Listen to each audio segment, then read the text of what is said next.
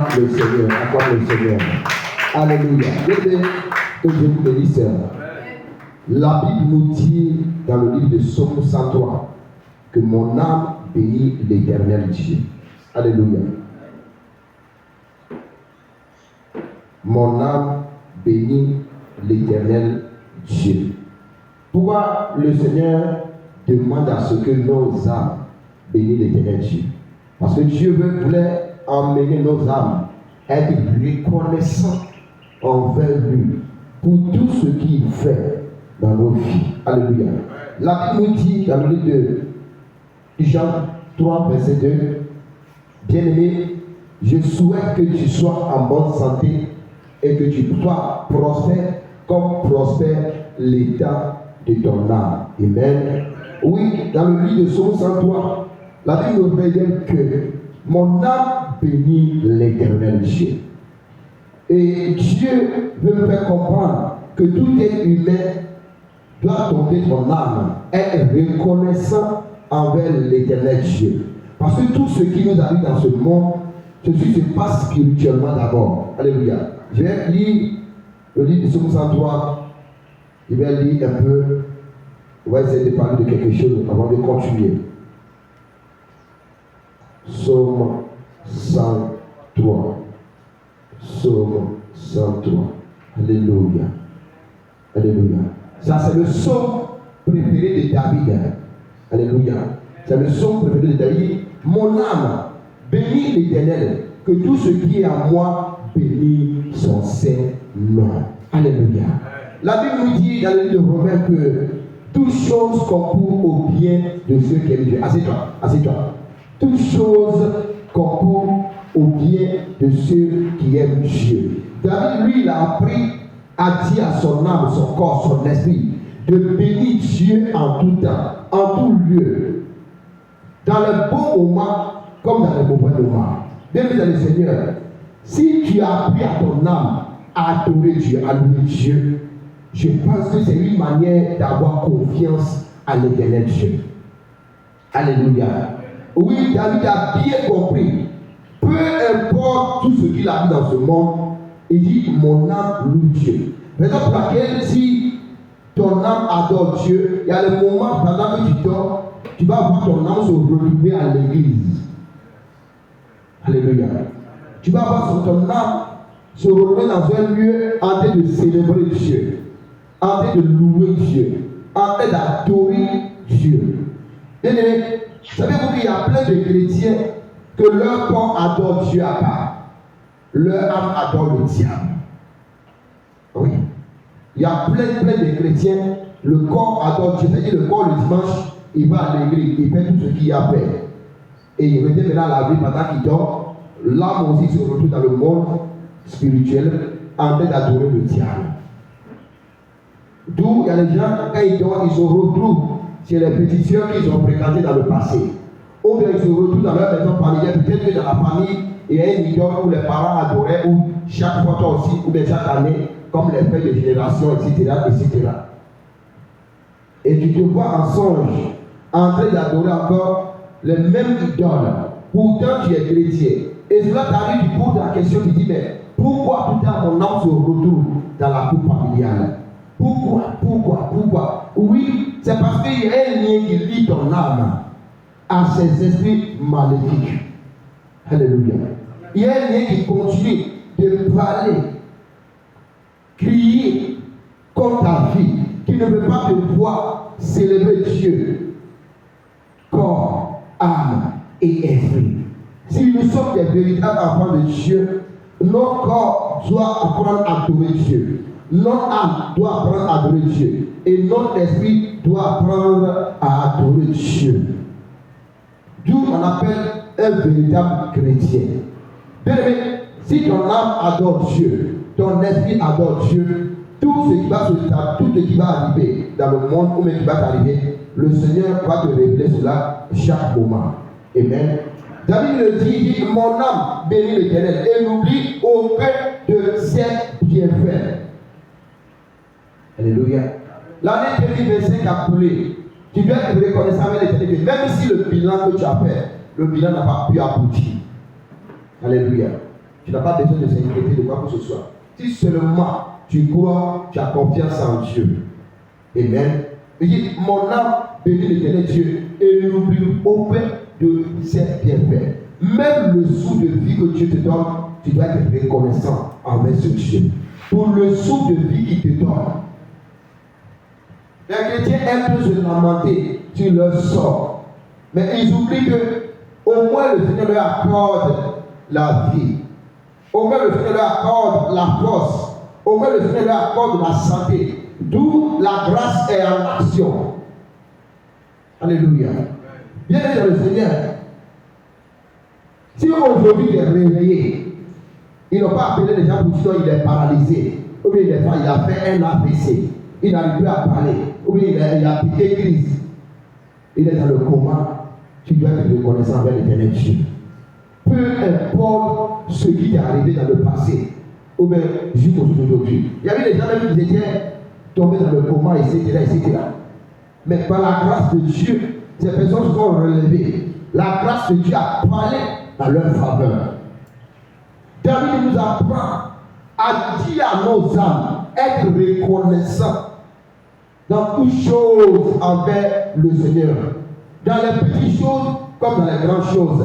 Les chrétiens ont l'habitude de dire merci à Dieu. C'est quand le Seigneur leur donne les grandes choses, les grandes bénédictions. Là, il a le courage maintenant de dire merci à Dieu, témoigner. Mais la Bible dit, Dieu, il est fidèle dans les petites choses. Le sou de vie, c'est une petite chose. Mais ce n'est pas une petite chose devant l'Éternel Dieu. Demande pas, tu parles que le sou de vie que Dieu te donne, c'est une petite chose. Oui. Mais devant l'Éternel Dieu, c'est une grande chose. Alléluia. Oui. La respiration, c'est une grande chose.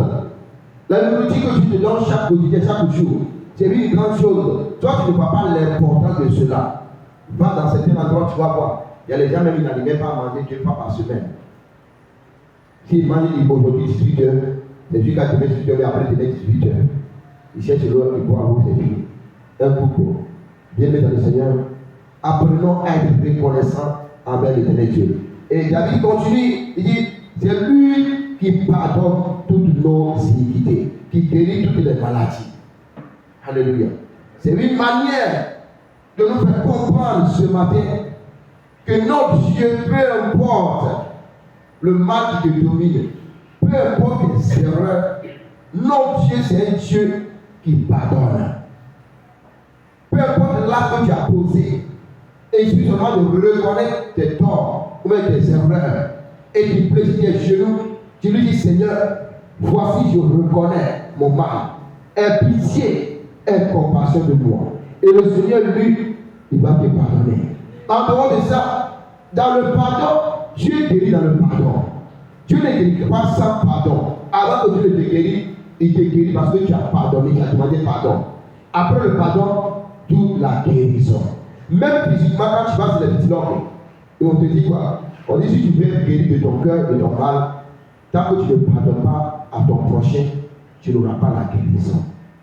Je ne sais pas si vous avez vu une fois fréquenter les psychologues.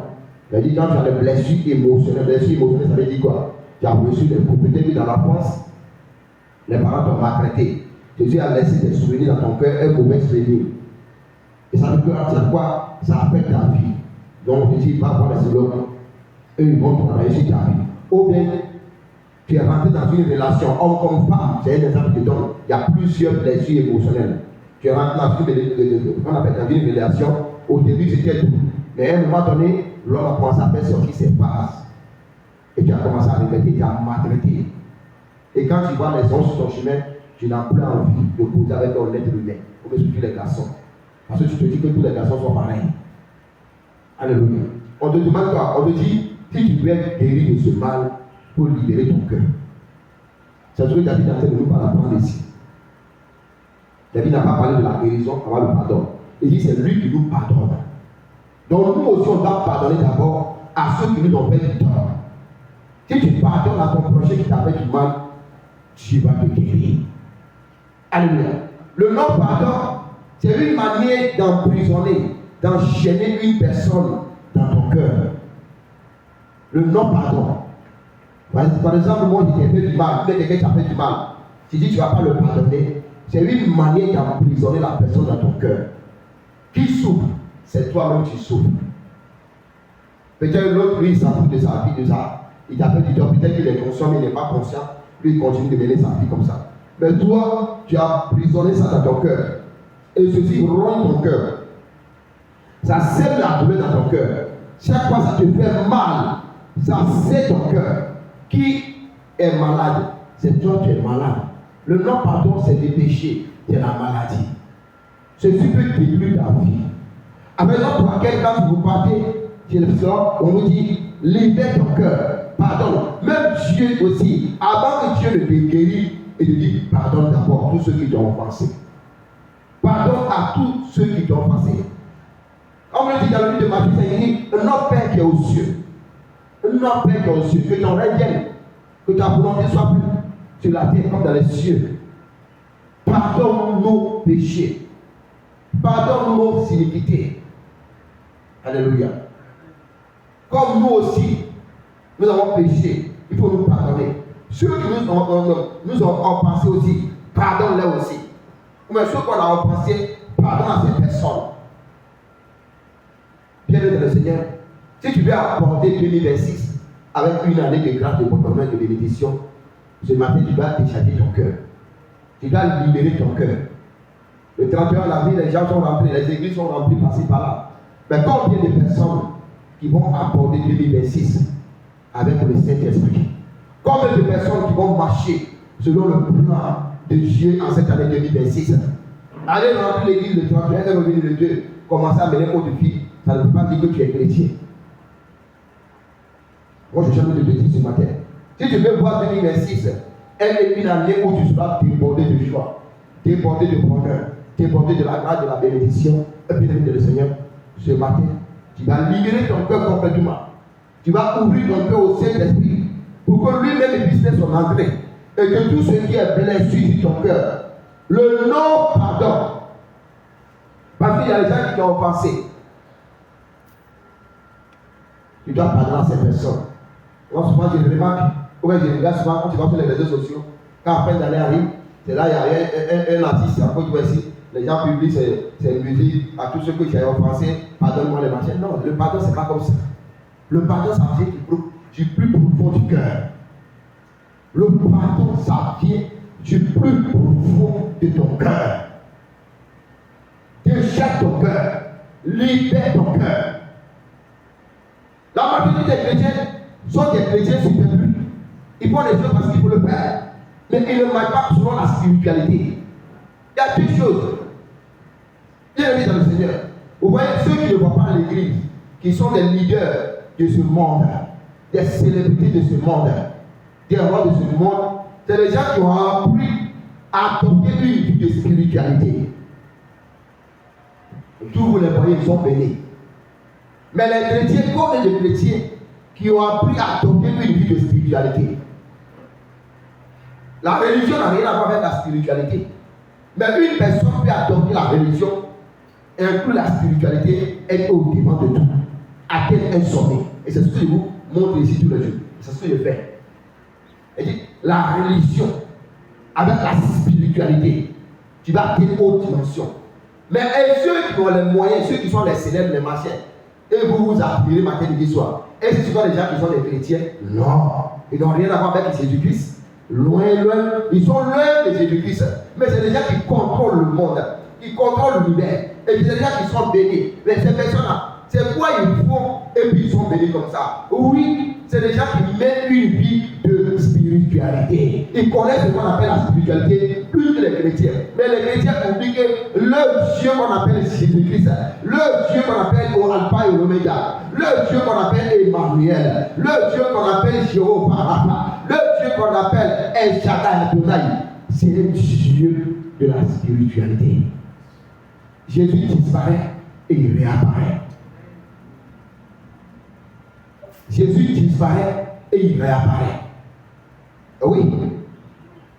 S'il ne disparaît pas, il ne réapparaît pas. Comment il a pu pouvoir marcher sur les eaux au-devant de ses disciples? C'est un esprit. Il faut apprendre à marcher selon, mais dans les pas de cet esprit. Jésus, là, c'est une religion, on dit la religion chrétienne.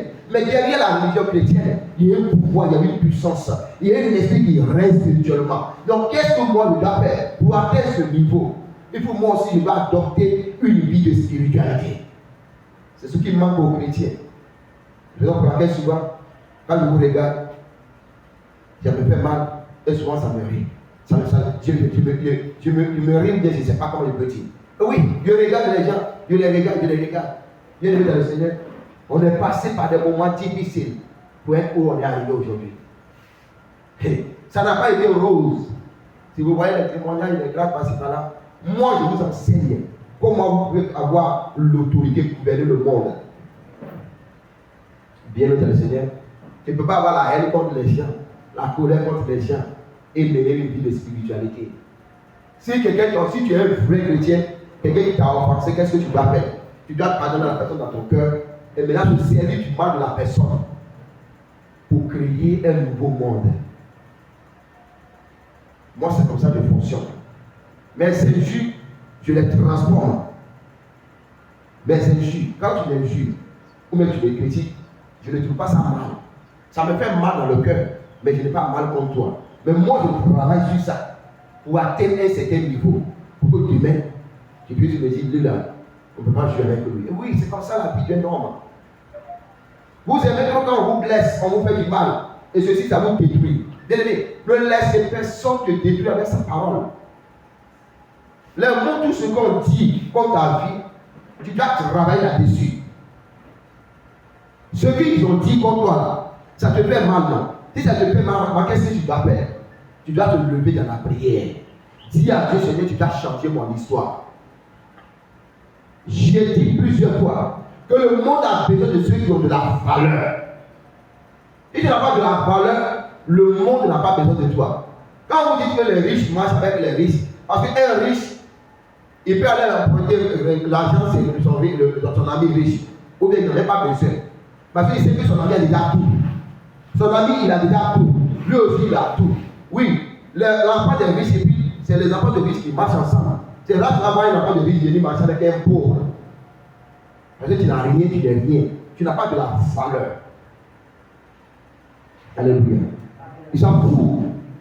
Parce que tu n'es rien, tu n'apportes rien, tu ne donnes rien à l'humanité. Si tu veux marcher avec les rois, les grands, il faut apprendre le langage spirituel. Apprendre à pardonner, à libérer ton cœur. Tout ce que vous faites, vous prenez ça mal. Et vous vous laissez cela vous réduire, vous détruire, vous anéantir. Ceci vous éloigne de votre destinée. Ceci vous empêche d'atteindre votre objectif. Le diable passe par l'homme pour détruire l'homme par les propos, pour briser ton cœur, briser ton âme, briser ton esprit, t'éloigner, te faire éloigner de ta destinée prophétique. Tu viens aborder cette année 2026 qui est une année de grâce, c'est une année de gloire, une année de bénédiction. Tu vas apprendre ce matin à libérer ton cœur, à décharger ton cœur de tout ce qui est mauvais, tout ce qui t'a été fait. Les gens ils ont critiqué dans tout le quartier, toute la Côte d'Ivoire. Ils ont publié ton image sur les réseaux sociaux. Ou bien tes parents t'ont humilié, t'ont rejeté, t'ont abandonné. Bien aimé, si moi mes parents m'ont rejeté, je vais dire merci à Dieu aujourd'hui. Parce que demain à mes parents, ils vont me rechercher. Je suis un témoin de ça. J'ai déjà donné ce témoignage ici. Alléluia. Si mes parents m'ont rejeté, oui, ils n'ont pas me rejeté aujourd'hui. Mais demain, c'est eux qui vont courir derrière mon dos. Il y a eu pas de témoignage ici, où je disais mon grand frère a dit à la vieille que ton fils avait construit l'église en brousse à quelque part. La vieille a attrapé son cœur et a commencé à pleurer. Ceux qui étaient là le jour là, ils ont coulé les larmes. On lui a donné une petite partie. Alléluia. Mais au finish, qui est qui dans la famille? Oui, tu dois travailler sur ton image. Si tu veux avoir de la valeur en cette année 2026, il faut travailler sur ton image. Travailler sur ton image, travailler sur ton soi, ton corps, ton âme, ton esprit. Tu vas libérer ton cœur. Tu vas dire au Saint-Esprit de prendre ton cœur dorénavant et de faire de ton cœur ce que lui veut. David a dit, bénis Dieu pour le bien ou le mal que l'on te fait. Alléluia. Tu vas demander de la gloire. Pourquoi quelqu'un va t'insulter ou bien quelqu'un va te mépriser? Pourquoi ça va te faire mal? Et tu vas te laisser être abattu, découragé, détruit de cette parole. Nous vivons dans un monde où nous sommes entourés par les ténèbres, où les ténèbres nous combattent sans cesse, sans relâche. Et reviens encore maintenant de travailler sur ta vie, travailler sur ton âme. Bénissez Dieu. Car c'est lui qui vous pardonne. Et c'est lui qui vous guérit de tous vos péchés. C'est un Dieu qui vous guérit de tous vos péchés. Il dit, c'est lui qui te délivre de la force qui te couronne de bonté et de miséricorde. C'est lui qui te fait sortir de la force de non-pardon, de la mort. Quand il parle de la force, la Bible nous parle de la mort. La Bible nous parle des difficultés. Alléluia. La Bible nous parle de ce plan. Quand on parle de la force, on parle de ce que tu vis. Ou même de ce qui est dans ton cœur qui te blesse, qui veut te détruire. Il dit, c'est lui qui te relève. Après le pardon, il y a la guérison. Après la guérison, il y a le relèvement, le repositionnement. Et puis après, maintenant, il a dit quoi? Il dit qu'il te couronne de bonté et de miséricorde. Alléluia. Et c'est lui qui te rassasie de ta vieillesse, qui te fait rajeunir comme l'aigle. Alléluia. Bien-aimés, vous devez transformer vos faiblesses en de force. C'est ce que ce verset, tout ça, nous devons raconter ce matin. Si tu te relèves, tu libères ton cœur, tu cries à l'éternel Dieu, qu'est-ce qui va arriver? Le Seigneur va te faire sortir. Tu te demandes pardon. Il va te guérir de ton cœur. Il va te faire sortir de la mort. Il va te repositionner. Il va te commencer à te couronner. Et puis de te couronner, il te fait évoluer. Tu te rends prospère à tous égards. Alléluia. Bien-aimé, si tu es fâché, si tu es fâché parce que ceux qui ont de l'argent, ils marchent avec ceux qui ont de l'argent, toi aussi, il faut travailler sur ton image pour avoir de l'argent. Personne ne te prie de ne pas avoir de l'argent. Est-ce que vous ne comprenez pas? Qui arrive à priver quelqu'un de ne pas avoir de l'argent? Personne. Qui arrive à priver quelqu'un de ne pas travailler pour aller avoir l'argent? Si tu t'arrêtes à s'asseoir quelque part, de pleurer, moi si tu vois, je peux te gibler encore. Vous dites, oui, je pleure pourquoi? Est-ce qu'ils t'ont privé de ne pas travailler pour avoir de l'argent? Et tu pleures, tu pleures. Le pleurs n'a pas de sens. Comprenez cela, tellement je suis très radical, mais tu vas prendre une catégorie sur quelqu'un point. Tu pleures par rapport à quoi? Tu pleures pourquoi? Tu pleures pour être réduit à néant, détruit, jeté là-bas comme un chiffon de douche, un chiffon qu'on met devant la porte. Et bien, tu viens réduire ta vie. Alors que tu plais là, et c'est un homme qui a la clé de ta destinée.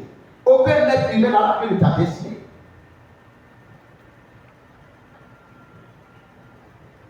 Tu dois ouvrir ton cerveau. Qui a la clé de ta destinée? Hein?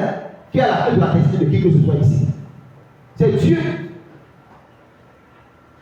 Qui détient la clé de la destinée d'un homme? Qui a créé l'homme?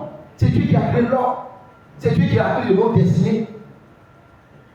2026, vous allez arrêter de pleurer inutilement. Vous allez arrêter de murmurer inutilement. Alléluia. Vous devez pleurer pour les grandes choses.